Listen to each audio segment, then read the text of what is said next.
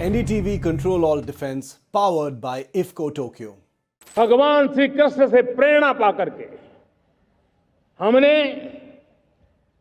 श्री कृष्ण का जो सुदर्शन चक्र था उस सुदर्शन चक्र की राह को चुना है। अब देश सुदर्शन चक्र मिशन लॉन्च करेगा। ये मिशन सुदर्शन चक्र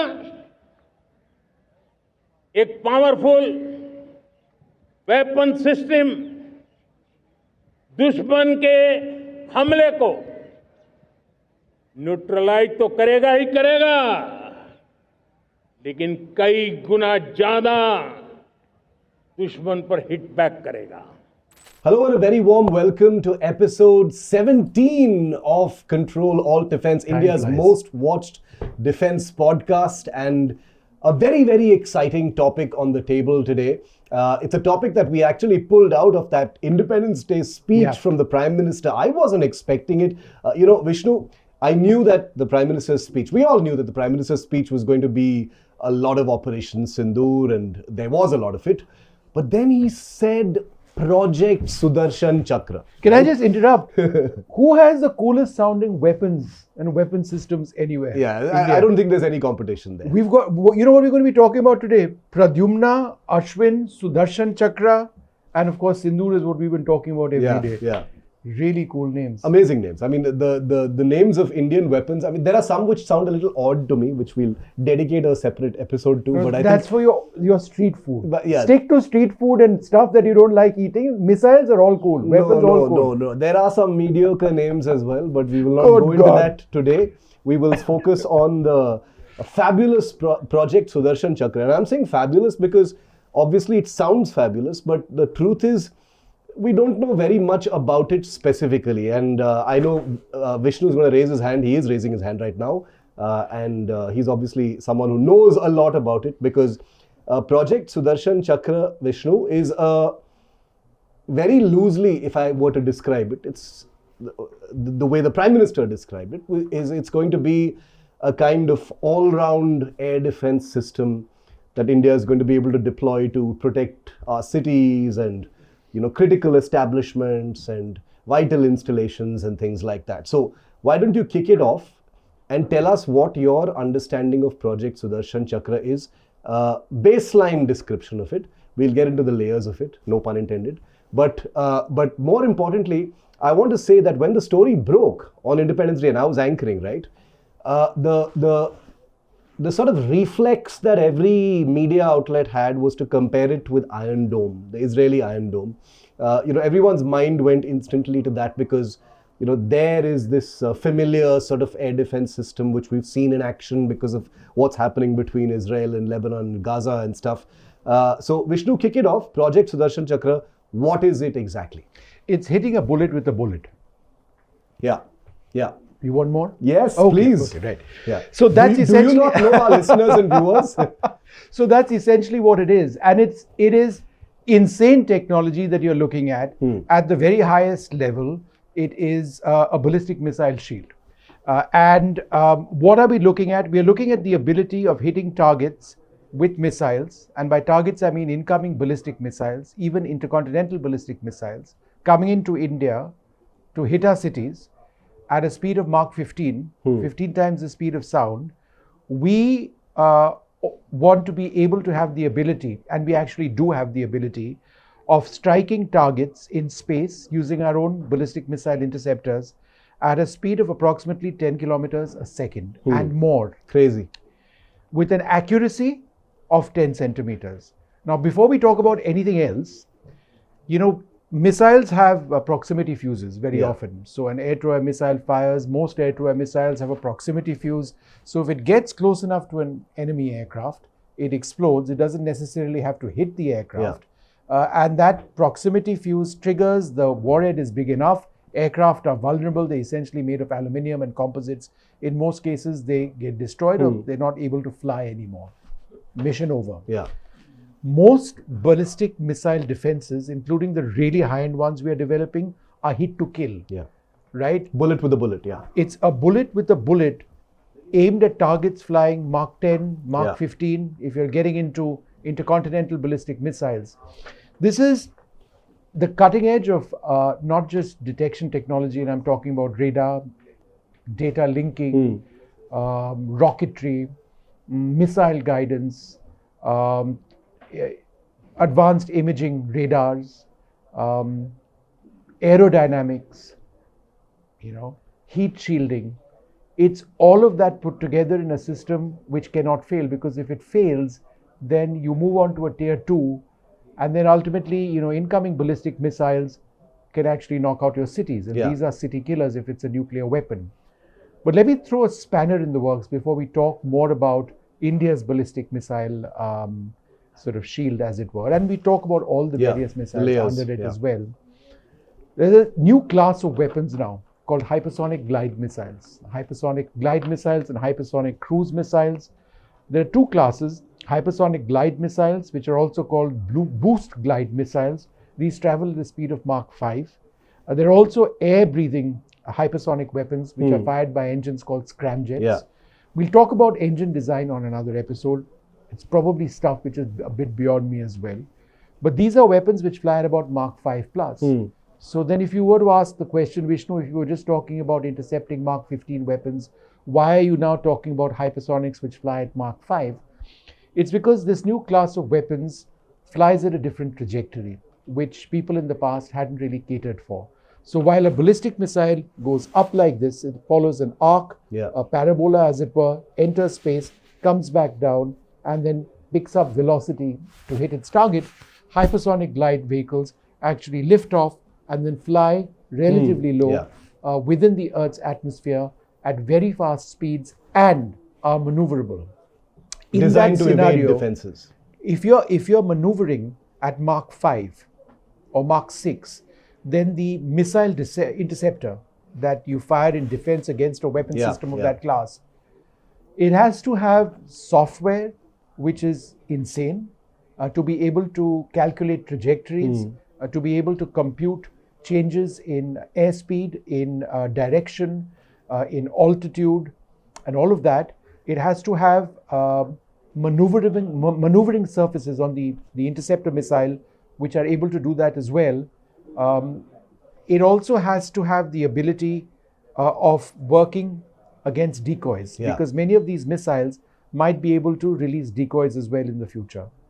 So you need to know what you're hitting. Put this all together means that in this constantly evolving missile versus missile, technology versus new technology, defense versus offense system of warfare, you build a system, someone builds a counter, someone builds a counter to the counter, etc., etc.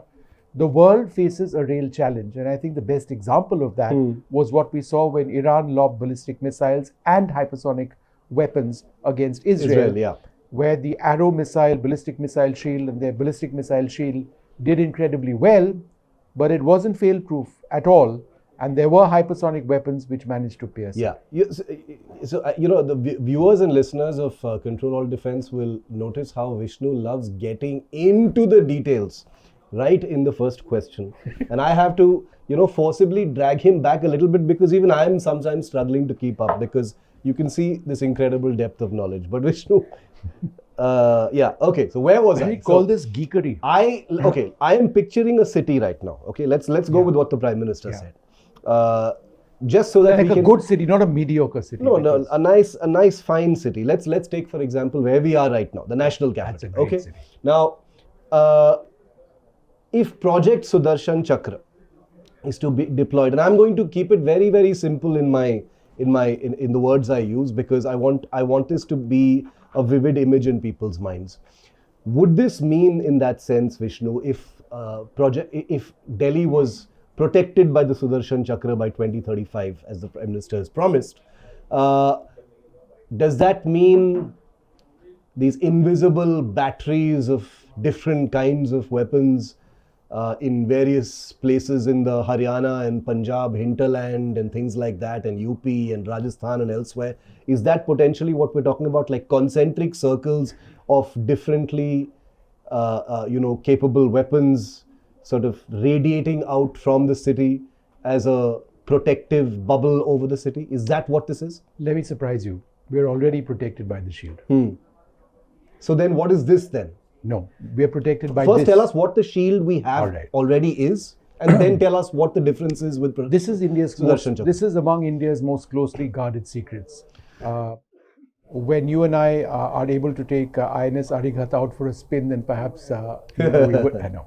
But more seriously, India's ballistic missile program is one of our most sensitive programs. There's a phase 1 in the program and there's a phase 2 in the program. If you ask any serving military officer about the status of phase 1, they won't tell you anything other than the fact that, oh, you know, it's a DRDO project. In many cases, they may not even know.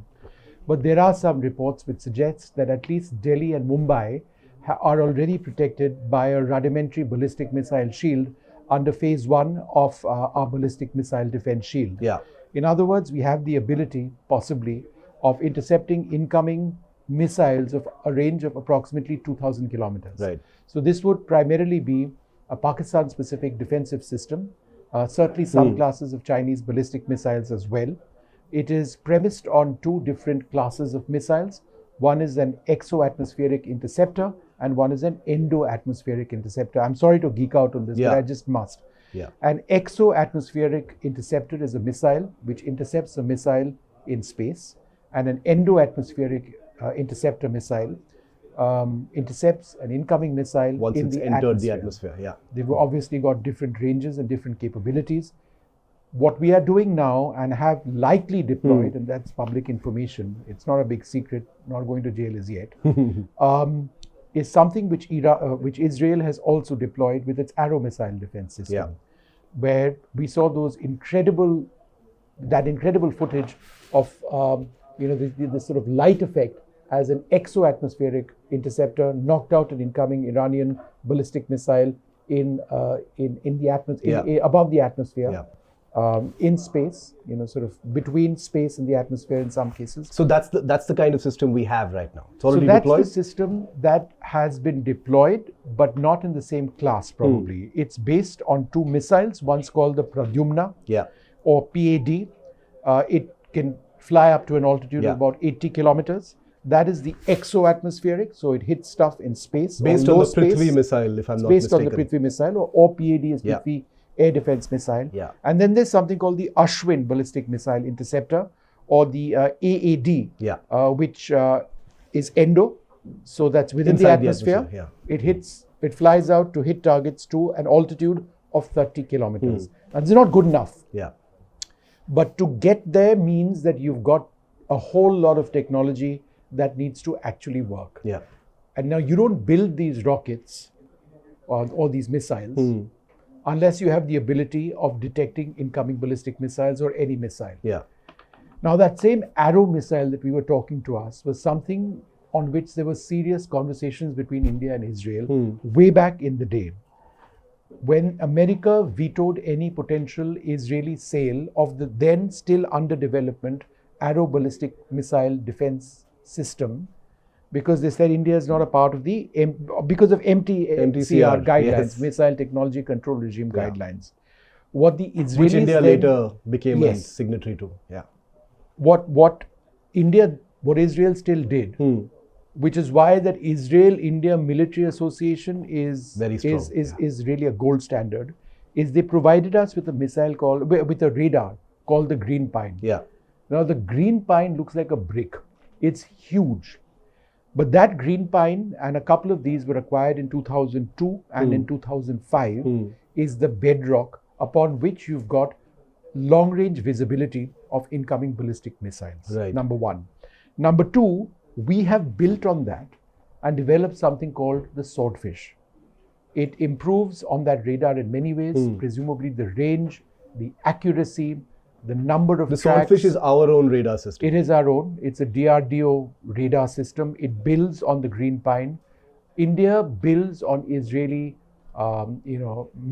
radars in a big way across the board. Air search radars, ground-based and air search radars as well. Ground-based air search radars. Yeah. And then there's also a super Swordfish, which will be under development, which will be able to look out even further. These are called, as I understand it, beyond the horizon, radars that we're ultimately looking to get at, where we can actually track in real time incoming ballistic missile threats. So Of a much longer range. Of a much longer range, and therefore the missiles are faster, ICBMs are faster. Without this, there was no point in developing missiles. Right. So you have the green pines, you've got the swordfish as well. No one will tell you if it's the green pine which is deployed or it's the swordfish which is deployed. Phase 1 covers Bombay and Delhi most likely. Right. Then there's phase 2 which will cover the other cities as well, the big ones. But what we've also got is an evolution in the missile technology. And what we've actually got now, we've got something called the PAD Mark II, right? Or the Pradyumna Mark II, presumably, because PAD is Prithvi Air Defense Missile. That goes up to Mark 10. Yeah. It has an interception altitude of 1,200 odd kilometers. It flies into space deep. We've already tested it. And in 2019, we had an ASAT test, or a test where we fired this missile and destroyed one of our own satellites. That is where we were able to prove an accuracy of 10 centimeters and the ability to hit a target moving at 10 kilometers a second.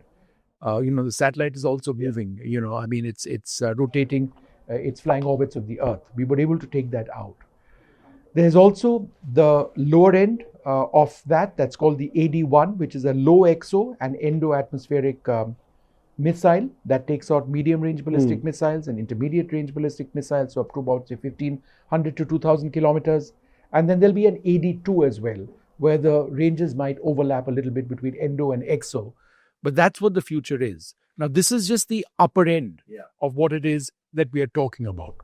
There's also a whole lot underneath that. That's right, because to summarize very quickly what you've just said, the DRDO, the Defense Research and Development Organization's ballistic missile defense program, phase 1 is complete. It is our understanding that phase 1 is also deployed for the protection of at least Delhi a couple of cities, Delhi and Bombay. Most likely. And that this involves basically two kinds of missiles, the Prithvi Air Defense and the Pradyumna and the Ashwin. These are two missiles capable of hitting, incoming ballistic missiles either in space or once they enter the atmosphere, which is great. So now I have to ask, where does Project Sudarshan Chakra come in? What does that involve? Does that involve, a new class of missiles? What ranges? Is it a different capability that it is addressing? How does it handshake with the existing ballistic missile defense? Where does India's existing air defense network plug in? Do all of these kind of marry each other and become Project Sudarshan Chakra? Or is it something that's entirely new and it's going to pick little pieces of what we already have? My understanding is that Sudarshan Chakra is the whole shebang. Yeah. And it guards large parts of the country. At the lowest level against small drones, at the highest levels against ballistic missiles, and everything in between. So let's start at the very low level. Yeah. And we've already seen this in Op Sindhu. We've got an Indian Jugaad solution called the Samar. It has repurposed Indian Air Force air-to-air missiles, which are using as surface-to-air missiles, R-73 missiles, and R-27 missiles. These missiles have a certain shelf life. If that expires, and they're useless, so we've repurposed them. That takes out drones really effectively. I'm talking about, subsonic drones, whether they're big drones or even small drones. That's one. You've got a system called the Spider, which is an Israeli surface-to-air missile system. It fires the Darby missile, among other. Which is a great. It fires two missiles: the Python missile and the Spider missile. Yeah. The Python missile and the Darby missile. Yeah. They've got different ranges. That can hit targets further out, let's say up to about 70 odd kilometers or 80 odd kilometers, depending on the conditions, etc., etc. You've got the Akash and a newer variant called the Akash Prime, which are less mobile, as I understand it. In some cases, the old Akash certainly was. The Akash Prime is perhaps more mobile. You can move it around a bit more. That provides, among other things, airfield defense. It can hit targets out to robust ranges, I would suggest now beyond 50 kilometers. Everything which is published in every journal about the range of a missile is a lie. It's a lie. It's just true. One of those things. Yeah. Let's face it. Beyond that, we've got the MR-SAM missile. It's also known as the Barak 8. A version of this is actually used on our warships out in, to great effect. That flies out to close to about 100 kilometers. That's going to become the LRSAM also, when, presumably with a second, with a dual pulse rocket as extension to enable it to, fly another booster to enable it to fly longer ranges. Yeah. And then you've got that incredible system called the S-400, which gave the Pakistanis hell, knocked out an AWACS, 1 fighter aircraft, 2 fighter aircraft, 3 fighter aircraft, 4, 5, and possibly was fired on multiple occasions. And this is what is less spoken about, to intercept a Chinese-built missile called the CKM-400, which is fired off a JF-17 Thunder fighter aircraft, which is in that class of hypersonic weapons. It's not quite hypersonic, is the assessment of our people, but it flies really fast. It doesn't fly in that ballistic parabola arc. It flies on a different trajectory, which makes it tougher to intercept. The ability of the S-400 to reportedly be able to intercept that class of missile shows the sophistication of the system Incredible, itself. yeah. And then on top of this is what I've described to you over here. So in that case, again, but Vishnu, you haven't answered one piece of my question, which is an important bit, which is that you've got all these incredible pieces which have just been tested, right? Yeah. You've got all of the weapons that you just mentioned, which were hot during Sindoor. I have friends who were in, and so do you. You have friends in, we're not going to take the names of any of their units or their weapons, but, who've been on the gallantry rolls this year, for action in precisely the kinds of weapons that you've just talked about. So those weapons are in one sense, of course, they're constantly being improved. The Akash Prime is coming online. Longer range versions of all these things are coming. India's talking about the S-500 with Russia as well. So, I'm just going to go ahead and say that those weapons are, they're in, they're ready, they're operational. Of course, there are iterations and improvements, etc. But the question that I have now is on the Sudarshan Chakra. Are there going to be new missiles? Are there going to be new missiles and new sensors? Is that what makes it finally Sudarshan Chakra? You talked about those hypersonic missiles in the beginning. Is Sudarshan Chakra then the kind of final piece in this larger sort of network that we already have that caters for these futuristic missiles that are currently deployed that we don't have an air defense capability for yet? Yes, but I think it's a name which stands even now. Once you've got all the elements, I think Sudarshan Chakra is something which becomes operational when you've got more areas which are defended. Why does that become important? Why is the Prime Minister referring to that? Because if you recall, in one of the press conferences during Operation Sindoor, one of the officers actually said that, look, this time around our air defenses did really well, but faced with the kind of attacks which we did, and if they go up, they're talking primarily about drone attacks, then we need to have the ability of guarding our cities, our towns, our villages. We're a massive country, huge population. So we need to have the ability, we have the fence on the LC, we need to have the fence in the air. Right? And then if you breach that fence, we would need to have defenses inside. So is this if you breach that, direct consequence of Operation Sindoor? Yes, it is. Like a direct consequence? I believe there is a realization in the government based on the success of India's air defenses that you need to extend this to other areas, call it whatever you want.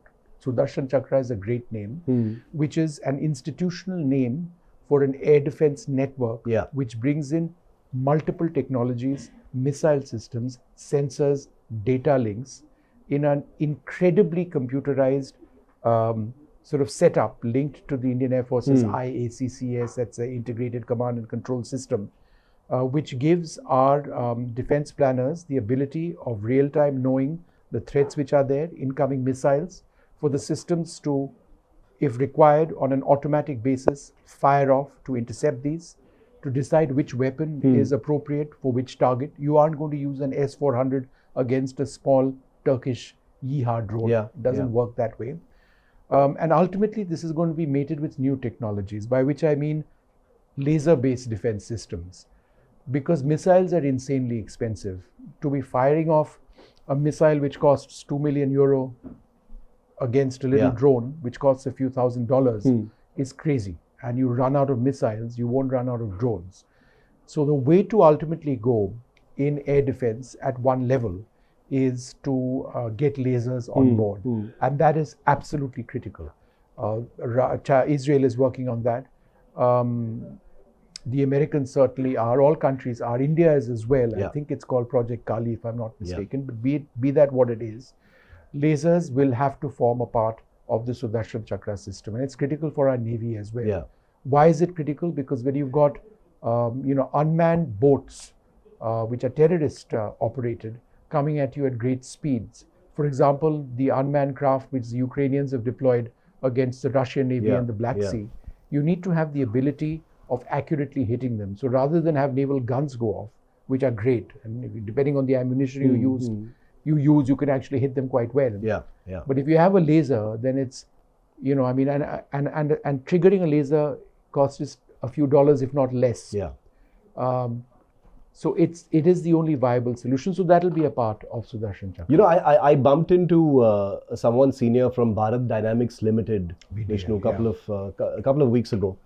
We got talking, and we were talking about India's version of the S-400, the Project Kusha, as they're calling it. Yeah. What are you hearing about that? Because he sounded very optimistic about it. He said that there's been a wealth of information during Operation Sindoor for the Project Kusha team as well. And they've actually been able to speed things along as far as that is concerned. So the question that I had in my mind, and what a lot of people probably would as well, is why does India need its own version of the S-400? What is that about? If we've got the S-400, why do we need our own version of it? Because we can build a missile of the same class, if not better. We couldn't at the time we entered, and we still can't right now. We have an operational system, the S-400. It works brilliantly. But as I've described on this podcast, Shiv, we have made incredible strides in rocketry, incredible strides in radars, in advanced imaging for our sensors of missiles. No doubt. This is all an offshoot of our space program at one level, but it's sort of gone way beyond that to a different area altogether. And therefore, if our people feel and that they can actually build it on them by themselves, a missile of the class of the S-400, then you won't need to import it. But again, they've been pragmatic so far. I mean, they've looked at the S-400, they bought the S-400, they needed that capability, and they're talking about the S-500, something called the Prometheus, which may or may not be built in India. We haven't got a contract at the moment. But if that is required, it's something which can be considered as well, or we build in India. It has to be capability first, right? In this entire battle between imports versus make in India, it has to be capability first. That's all that matters. This is an area, our missile defense program, our various missiles, and on the basis of what we've seen in Op Sindoor, where we've reached a level of technological prowess, whether it's all of the areas, and let's never not talk about basic rocketry itself, the importance of dual pulse rockets, made in India stuff, reliable launches, that really defines where we are in this area. So there is an area of excellence. If the orders come, you can keep developing on it. And it's the men and women who are actually part of the programs to develop this who never get spoken about. Because the government doesn't want to do that, and that's understandable, that you don't want to expose your top end scientists and engineers and aeronautical engineers and missile engineers. But there is decades of experience now. Again, as I mentioned, it's an offshoot of India's space program, where you have made certain important strides. Now, obviously, there are different classes of missiles and different capabilities. Just a handful of countries have them. There is stuff over here which no country is willing to give you, right? Which is why when Israel actually did come in with those green pine radars in 2002 and 2005, it was incredible that they did, because it gave us the ability to look at it and then work at it, improve upon it, and then build our own system. I will just say one more thing, Shiv, and I think this is important. Everybody uses the word Iron Dome to refer to a missile defense system. Like a bubble over a city. Or a country, in the case of Israel. In fact, Iron Dome is the lowest level of Israel's missile shield. You need to refer to it as a missile shield. So the Israelis have the Iron Dome, which is a short-range surface-to-air missile system. They've got something called the David Sling, on top of that, which uses a variant of, I've forgotten the name of the missile, of the LR-SAM or the MR-SAM, which we sort of talk about. On top of that, in fact, beneath that, they've got the American Patriot missiles, also part of that system. You've got the Americans with SM series missiles deployed out in the Mediterranean, which sort of fit into that groove. Yeah. You've got the Americans this time around who came in and deployed their THAAD, or Terminal High Altitude Air Defense missiles. Which used to be on offer to India at one point as well. That's right. Before the S-400 came online. And before sanctions. Yes. But they're still on offer after sanctions. Oh, the Americans are great. Everything's on offer. Yeah, everything's on offer. Then on top of that, there's the Arrow. Again, the Arrow in different ranges of missiles, so Endo and Exo. So that's the way it works. So it's not all called Iron Dome. Iron Dome is just a great name. Yeah, no, I think Iron Dome is just evocative. And no, the beauty of Iron Dome is because it was visible, right? No, nobody's ever seen, a Patriot PAC-3 missile interception or an Arrow interception beyond the one that you were talking about. I think Iron Dome is just in popular culture because of those viral images of like you said, rockets being intercepted and lighting up the night sky. Yeah, it's incredible. It's Shiv, did you ever think that we would ever see a situation like this where you've got dozens of missiles inbound? The videos on social media start streaming the moment it launches. Somebody over Jordan films them and puts it on Twitter of them going by, and then you see the interceptions live over Israel. It's incredibly networked. In 2023, like Star Wars, with a great deal of difficulty, we were able to visit, obviously with no cameras and nothing at all, one of the launch facilities not very far from Jerusalem, and it was incredible. It's truly something to see. And so I was in Israel recently, and I asked to take a look at an Iron Dome unit, and you know what I was told? No. Short and sweet with no answer, with no reasons for it. Yeah, I can understand that. I was told no for many weeks until they took us as part of a group of journalists. So it was obviously a very, very curated kind of tour. But it's a system that the Israelis are extremely proud of, and rightfully so, because a lot has gone into that system. They're constantly trying to improve it. It's something that fits their requirement. They're a tiny country. It's much easier to defend their airspace. Yeah, and that kind of tactical threat from rockets and artillery is something that this was specifically built for. Those things are difficult to intercept. And Americans deploy in their territory. Exactly. Who's going to deploy on Indian territory if the Chinese or the Pakistanis come knocking? And also for a city like Delhi. But we are friends with China, right? For a city like Delhi, Vishnu, the Iron Dome as it stands would be like a useless system, right? Because it's a system that's built to intercept incoming projectiles from a distance of where it would work? 60 to 70 kilometers away. Amritsar.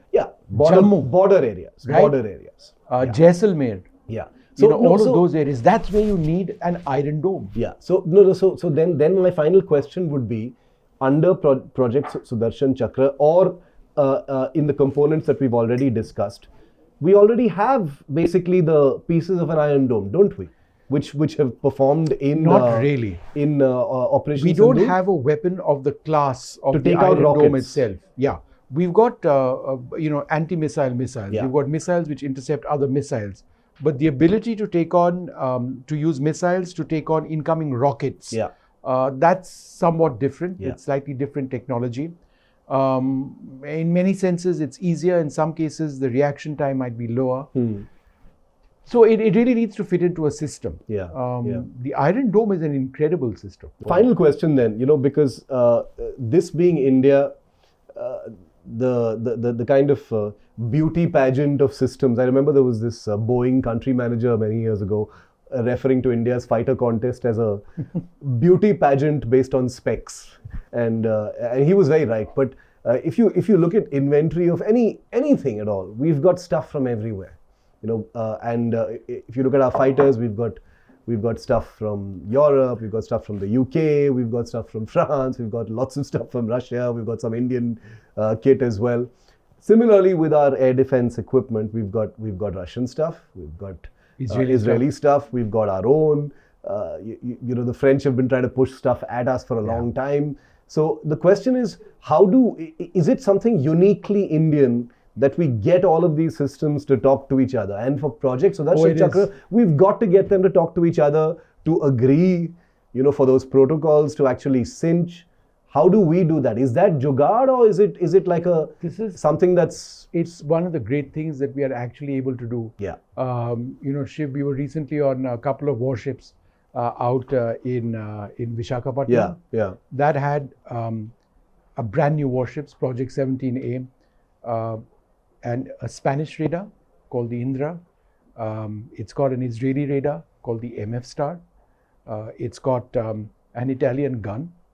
Yeah. It's got an American engine. It's got Israeli missiles. Multinational warship. Right? Yeah. So, and the ability to integrate all of that, yeah. Get people to talk to each other, get systems to talk to each other. And be effective. It has to work. Yeah. Russian sensors it has Indian sonars. That's an incredible achievement. So therefore, in the context of missiles and sensors, we really are world leaders in being able to do that. That's a lot of software work that goes into it. No, that's incredible. And does anybody ever do a story or know about the people who actually design code to make system A talk to system B? Those guys must be incredible. Who are they? Who knows? So Ctrl+Alt+Defence really wants to send out this virtual salute to the coding teams over the years. And obviously this is not new. This is something that's been happening over the years. For those men and women behind the scenes, never acknowledged, at least not in public, for being able to write the pieces of code that get these disparate systems to talk to each other. Disparate systems built by enemy nations. Yeah.